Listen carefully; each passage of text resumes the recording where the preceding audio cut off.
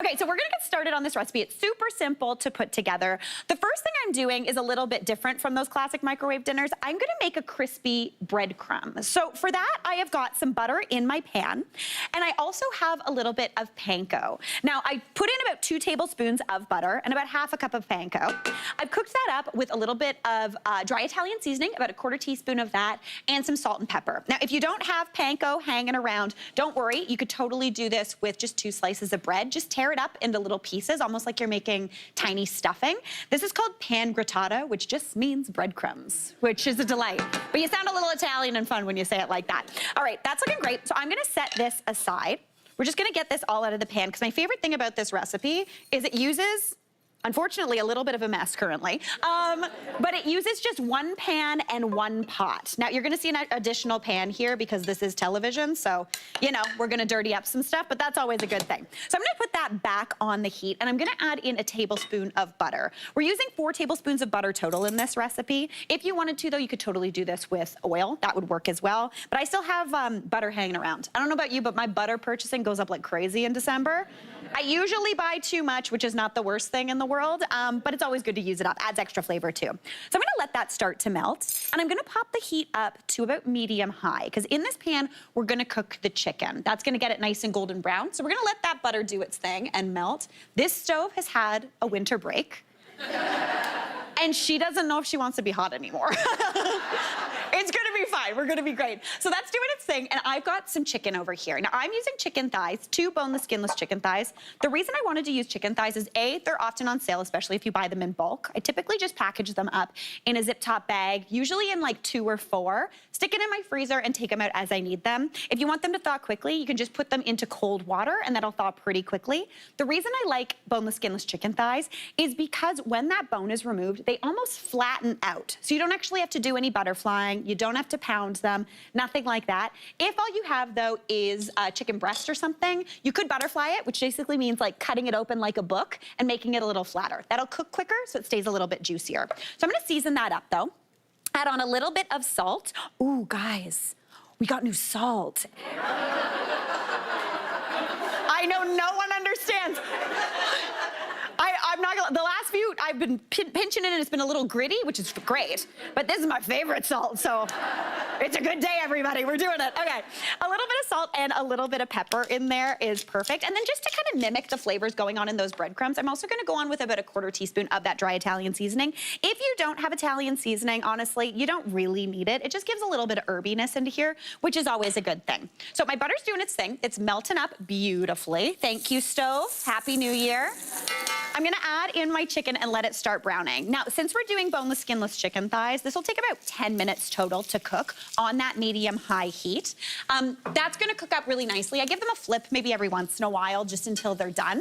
I'm gonna set this aside, though. We're gonna pretend there's an oven under here, cooking away. And I'm gonna pop this pan on the heat. Once that chicken's done, you wanna remove it from the pan, and you're gonna end up with all this schmaltzy deliciousness. There's little bits of golden brown. It's gonna be great. Now over here, we have got our pasta going. I've got 250 grams of rotini, but any sort of pasta that you like. To me, this just reminds me of the microwave dinner. So that's why I went with rotini, to be honest.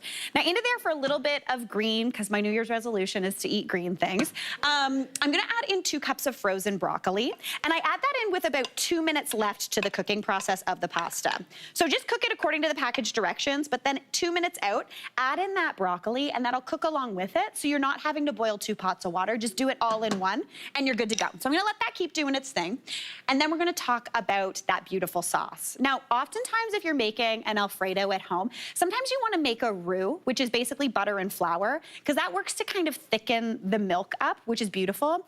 But the classic way, or the way that I want to do it, is I'm actually just going to use whipping cream, because it's easier, and it's thick, and I can guarantee you probably have some hanging around in your fridge from the holidays. That and eggnog. January's still time for eggnog. Last night I had a little eggnog, it was a delight, not gonna lie. All right, so I've got the pan here. It's still got a bit of butter in there, so I'm just gonna add in 2 cloves of garlic, just rasping them right on over. And I'm gonna add in just a smidge more butter because I feel like it, but you don't have to if you don't want to. Yeah, right? It's one of those days. Yeah.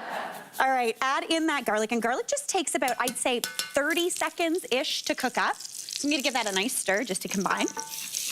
gonna kind of lift off. The butter's gonna help lift off some of that golden brown from that chicken as well. Season that up with some salt, your favorite salt, and a good amount of pepper. Now, when you're making Alfredo, one of the key things is that good pepperiness. So I'm gonna go in with a good amount of pepper. Give that a stir to combine. And then we're gonna add in our cream. So as I said, we are using whipping cream here, so 35%.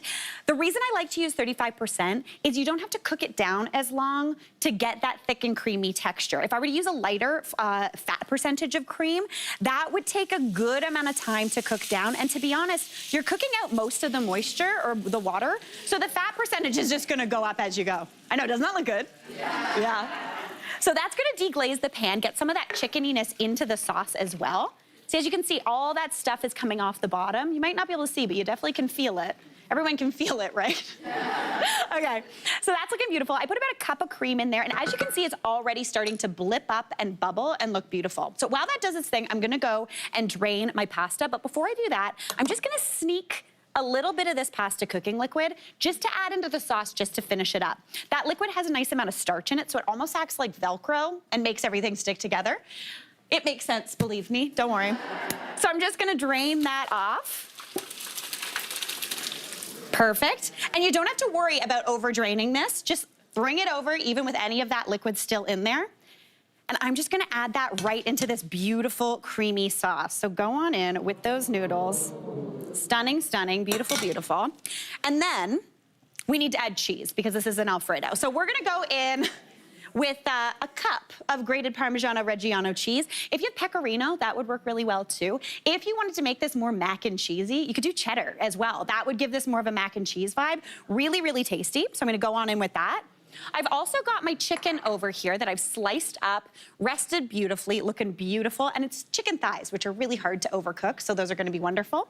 Add those in as well. Perfect, perfect. Give that a stir. This is the only hard part of the recipe, is making sure you don't spill any. But doesn't this look better than that classic frozen one that you might be used to from university? As this cooks though, as it sits, it's gonna tighten up. So you actually want the sauce to be a little bit thinner in the pan than you want it on the plate, because that's gonna give you that beautiful creamy texture without it getting too claggy and sticky. So honestly, this looks beautiful to me. I'm gonna bring this on over. I'd pop that on the table, but you cannot forget about your crispy crunchies because you work so hard on them. So I've got those beautiful breadcrumbs here with that butter, that golden brown butter flavor. Scatter that all over the top. And then of course, oh, I forgot I had a little knob of butter in there too. This is gonna be good. A little bit of extra cheese on there as well, never hurt anybody.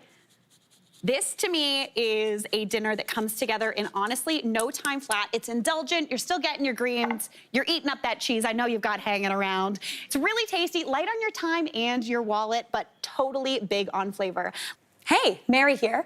What did you think? Drop your comments below and don't forget to like and subscribe for more of the good stuff.